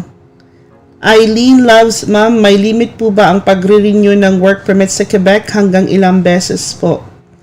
Ask ko lang po kung may age limit. Si RC naman asking if may age limit po ba ang Canada na nire-require. Actually, okay, sagutin muna natin si Eileen loves kung may limit ang pagre-renew. As long as you still have a valid status sa Canada, sa Quebec, even though sa Quebec yun, you make sure na pag na-extend kayo, before kayo mag-extend, every extend niyo na ginagawa ninyo, you have to apply for a new LMIA. So I guess you can keep doing that. So far naman, kasi sa pagkakaalam ko dito sa Ontario, wala naman. So you can just keep on renewing as long as you have a valid talaga work permit, right? Syempre, my advice din is if you're not still qualified, you lack of education, you need to why don't you can study. If mag-study ka full-time and then more than 6 months, you need to apply for a study permit, which is okay lang yun. Kasi there's education na baka virtual lang, which is qualified kasi siyempre nandito ka na sa Canada, 'di ba? So don't just stay na or be contented lang doon sa 72 units mo. Try to make sure you can get a PR, 'di ba? And then RC is asking if there's an age limit. Like sabi nga ni Arlene is at least 18 years old ka pag nag-apply ka ng Canada. Pag sa Philippines ka naman, if manggagaling ka sa Philippines, you need to be at least 23 years old. Hindi ka nila papalili pa rin if you're below 23. You have to be 23 because it happened to one of our applicant na nagka-visa na siya but then she's still 22. She has to wait 1 year for her to get, for her birthday para maging 23. And now, she's done her PIDOS and then hopefully she'll be here this year. Dito siya magpapasko or next year na because COVID, diba? Kung meron ka na, as long as, how old are you, RC? As long as you are, kasi don't say na you're 40s, you're old na, you're 45, you're 49, old ka na, no. Kasi dito nga, kahit mga 65, may nag-work pa. As long as may mag-hire sa'yo and qualified ka and you have the education, walang age limit. As long as meron kang at least minimum 18, right? Pero, like, in the Philippines nga, hindi nga pwede pumasok pag sa Philippines ka manggagaling kasi kailangan you have to be 23 years old. So, 50 for sure, meron pa mag-i-sponsor sa'yo. Kahit 55 ka pa. Kaya don't worry. Kasi, sometimes other employers, they prefer to have, senior, mga mature, yung mother type na may mag-aalaga sa kanila, na parang nanay nila, mga 50s, kahit, 55. Kasi kahit 55 tayo and we are actually working as domestic in Hong Kong or kung saan man tayo, we're still active, diba? So, para na lang kapag, hindi ka physically fit. Like, kabaching-ching, diba? Nasagot ko ba yun? RC, yung tanong mo. As long as you are able to work, okay? May mag-sponsor sa'yo, willing mag-sponsor sa'yo yung employer at your age, then go for it. Okay, that's it, guys. Thank you so much for watching, and please don't forget to subscribe, hit the notification bell below, follow my syempre para ma-follow niyo yung mga uploads ko.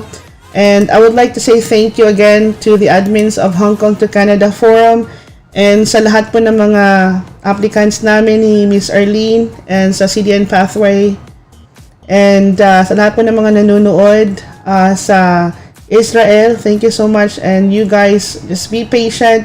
Patience is a virtue. And guys, I want to leave you with this favorite quote ko na